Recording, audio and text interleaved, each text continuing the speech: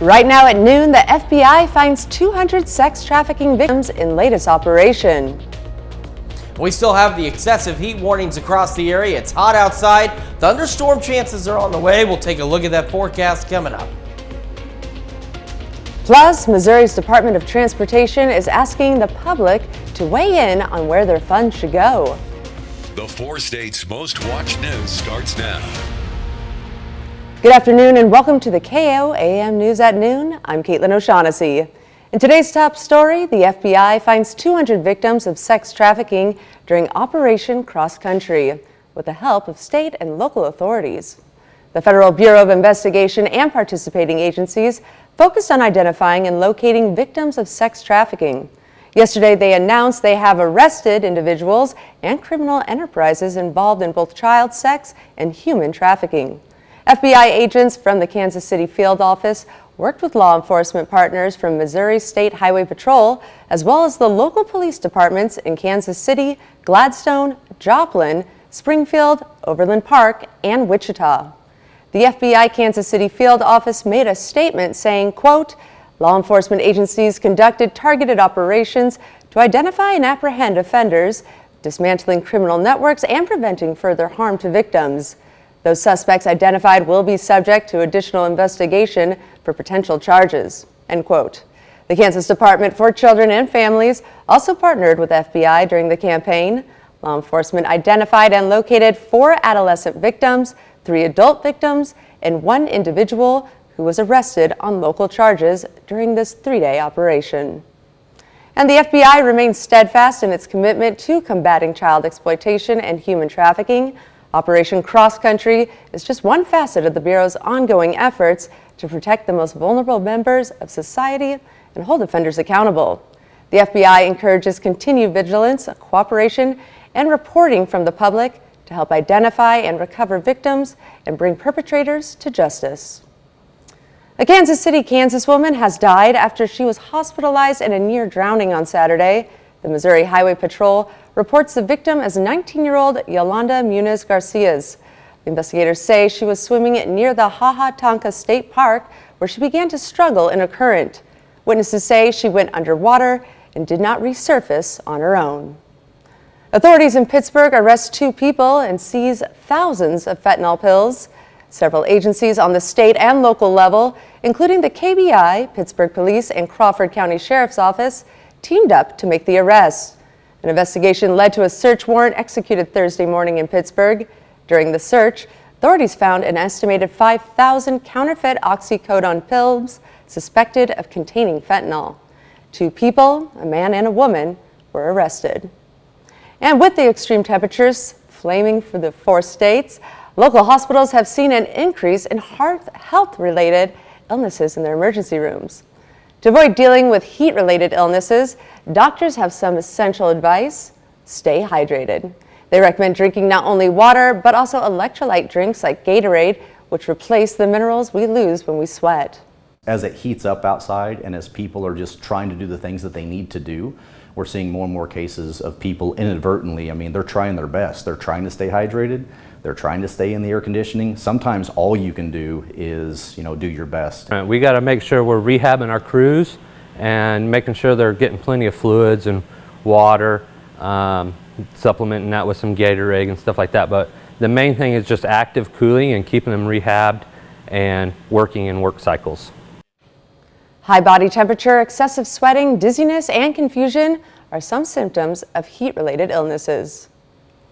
Now let's take it over to Chris Warner for a look at the forecast. Yeah, and the heat is still an issue across the area as we continue with these excessive heat warnings. As you can see, all of the counties in magenta, which is virtually every county in our viewing area, excessive heat warnings. As for heat index values today, still expected 105 to 115 degrees out there. Yesterday started the day at 82, so 12 degrees above where we should be. Made it up to 102, 11 degrees above where we should be, and only a couple of 3 degrees shy of a record high. So that's how hot it's been. But the good news is between today and tomorrow, it should be our last triple-digit days for a while. Up to the north, so we had those showers this morning. Had some cloud cover, so it's a little cooler. 85 Yates Center, 84 Iola, 85 in Fort Scott, 87 Nevada. You go south, it's a little warmer. 89 in Pittsburgh, 92 Joplin, 93 Miami, Veneta, 94 in Chautauqua and Nowata. Taking a quick look at the Skywatch Storm Tracker. So this was a batch of showers that early this morning was developing out west of Wichita.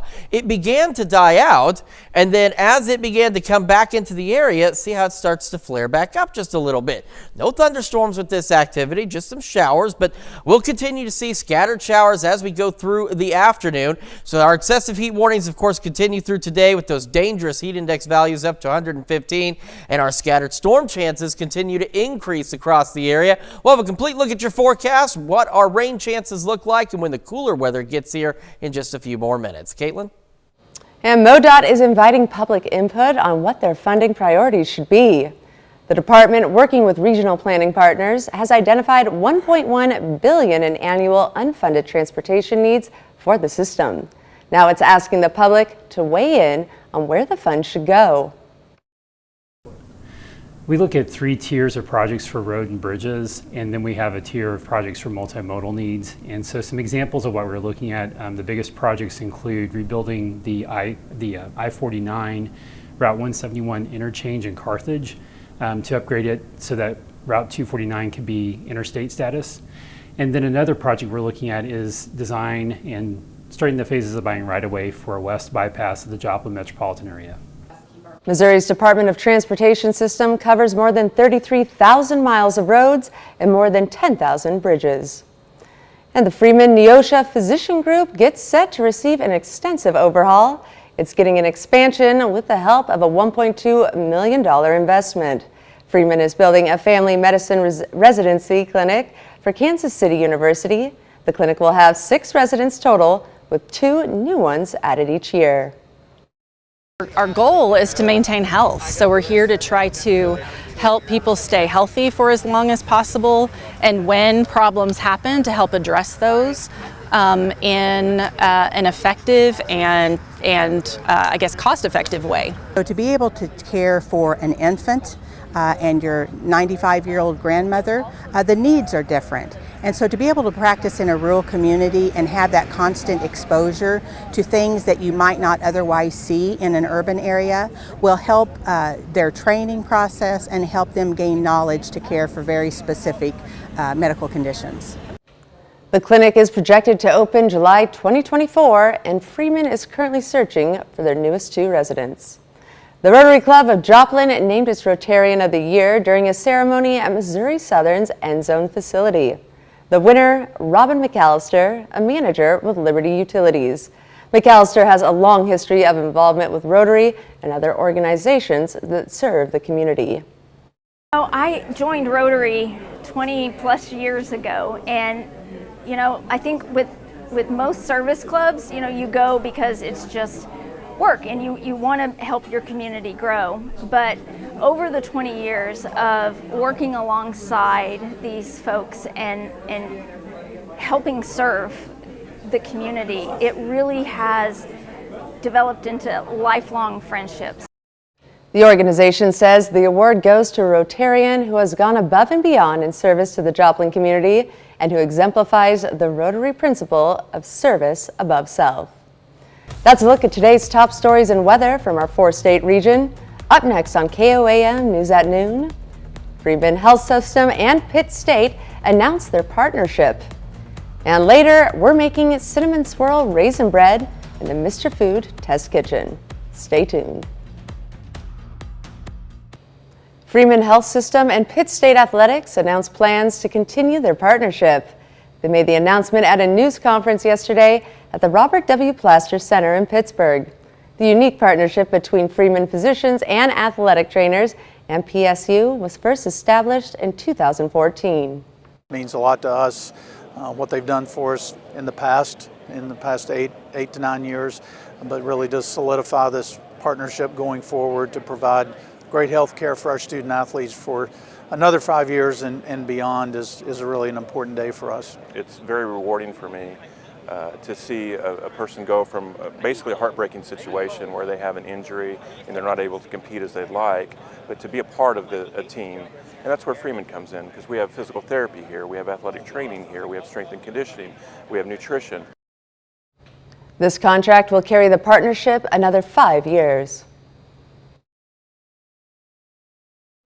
A school resource fair. Parents were able to take their kids to the high school for a number of things, including immunizations, hearing, and vision checks. And they got school supplies.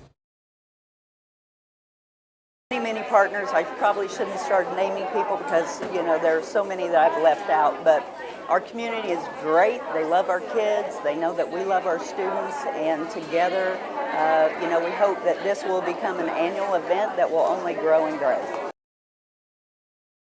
Was free of charge. Still to come on the KOAM News at Noon, we see what's cooking with Mr. Food. Today, we're taking a trip down memory lane to a diner that serves the best cinnamon toast. It's not just good, it's downright memorable. But first, we're going to make it through this heat, and we've got thunderstorm chances increasing as we head into the weekend. We'll take a look at that forecast when we come back. Welcome back to the KOAM News at Noon. So I know we're still dealing with that excessive heat across the area, hence the excessive heat warnings we have. But the other thing that we're starting to see a little bit more of is shower and thunderstorm activity, and that's going to continue to increase across the area over the next couple of days. Here's a look at the Skywatch Storm Tracker, and you can see, first off, what you're seeing right along I-44. That's not actually there, but this is some shower and eventually could be some thunderstorm activity as we head into the afternoon that was initially developing this morning out west of Wichita, began to die out, and then started to pick back up again. In fact, we can kind of watch its journey, its little life cycle this morning. So there it was. It was a little better looking early this morning, and then as it tracked east, look, it began to die out, and then it started to kind of pick back up again. So we're not anticipating any strong or severe storms through the afternoon, but as we head into the evening hours, you can see there's a low end tornado risk just barely clipping the northeastern part of the area. It's kind of the same with the hail risk. Our bigger concern is for wind with some strong, possibly low-grade severe thunderstorms as we head into the overnight hours and into early Saturday morning. Then we'll see that process repeat. Let's take a look down the road on the future track. So we'll see again a few isolated to widely scattered showers, maybe even a couple of thunderstorms in our southern counties as we head into the evening. Then as we go overnight, we initially see a pause, and then it'll pick right back up again with some scattered thunderstorms before we see our opportunity for some stronger storms in the overnight hours. And by the time we head towards sunrise, the stronger storm activity will be on its way out, and then we'll have almost a repeat tomorrow of today, but with just a few more scattered showers and thunderstorms as we go through Saturday. We're still going to be hot on Saturday, unfortunately, but the good news is Saturday is our last hot day. Then, well, at least super hot day. Let me put it to you that way. All right, Sunday, midnight, take a look. This is what we're talking about. This is the next round of shower and thunderstorm activity, and that activity could be strong, possibly severe as well, and as such, we've got an elevated risk for strong to severe thunderstorms across most of the area. Damaging wind is the primary concern with any of those storms, and again, this is going to be Saturday night into early Sunday morning.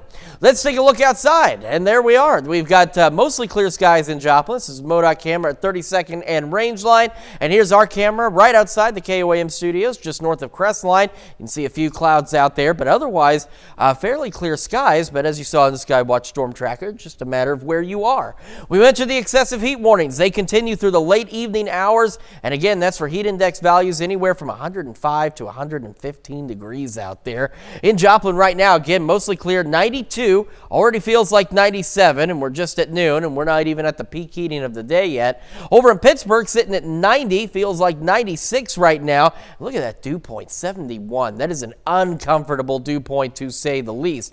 Around the area, as we mentioned, a little cooler up north in terms of surface temperature, area temperature, but heat index values not so great. 94 Chetopa, 93 Miami, 84 in Iola, and then you factor in the humidity, feels like 89 Iola, feels like 100 in Veneta, 97 Webb City, 96 in Carthage. So again, heat exhaustion is likely with all of this. Heat stroke is possible. Make sure you're staying hydrated, taking frequent breaks, limiting those outdoor activities, wear the light lightweight, light-colored clothes and check on the elderly and the pets. As we go into the weekend, again, we still have the triple digits for tomorrow. We get that strong storm system to roll on through, and then it knocks us back down into the upper 80s and low to mid 90s as we head through the next work week. And as you can see as well, we also hold on to scattered thunderstorm chances virtually every day next week. Those chances are low, but at least it's rain chances, and it's some much needed rain around the area as well. All right, well, still ahead, we're making it cinnamon swirl raisin bread in the Mr. Food Test Kitchen. We'll be right back. It's time now to check in with Howard and the Mr. Food Kitchen staff. Today he's making a recipe that comes from a diner Howard loved during his college years. His breakfast of choice, their cinnamon swirl raisin bread. Take a look. Back in college, there was a little diner at the edge of town that was always packed for breakfast. Besides having killer omelets that were practically the size of my head, they were also known for their homemade cinnamon bread that was thick cut and toasted on their griddle. Well, they made theirs from scratch. We've come up with an easy shortcut version that's cinnamony delicious. Ours starts out by unrolling a tube of refrigerated French bread dough onto a cutting board. You want to do this gently so you end up with a rectangle, like this. Next, we brush this with some melted butter and sprinkle on a generous amount of cinnamon sugar. On top of that, we add some raisins, or if you prefer, dried cranberries, cherries, or you can mix and match your favorites. Now we roll this up and place it in a loaf pan and let it sit at room temperature to rise for a bit before we bake it off. After it cools slightly, we drizzle it with a quick throw-together vanilla glaze.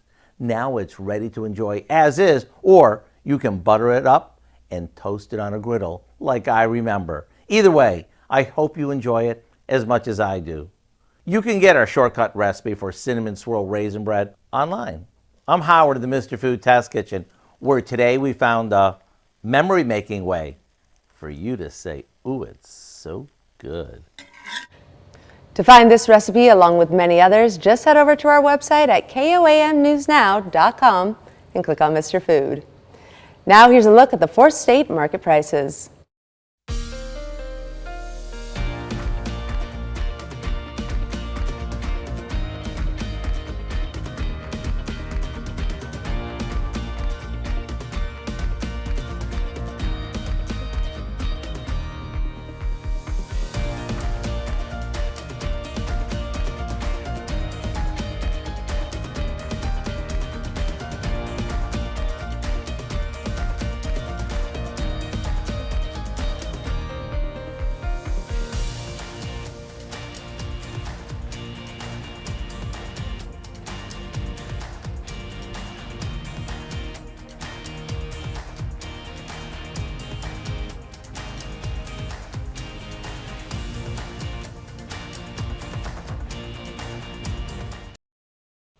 All right, we've still got the excessive heat warnings today. Scattered showers and thunderstorms into the afternoon. A couple of strong storms possible overnight. More showers and thunderstorms scattered throughout the day tomorrow. Still hot. Then possibly strong, severe thunderstorms overnight Saturday into early Sunday. But despite that severe weather, it kicks our temperatures down to a more manageable level with scattered thunderstorm chances through the majority of next week. Manageable level, we'll take that. Yes, absolutely. After this week, we're very happy with that.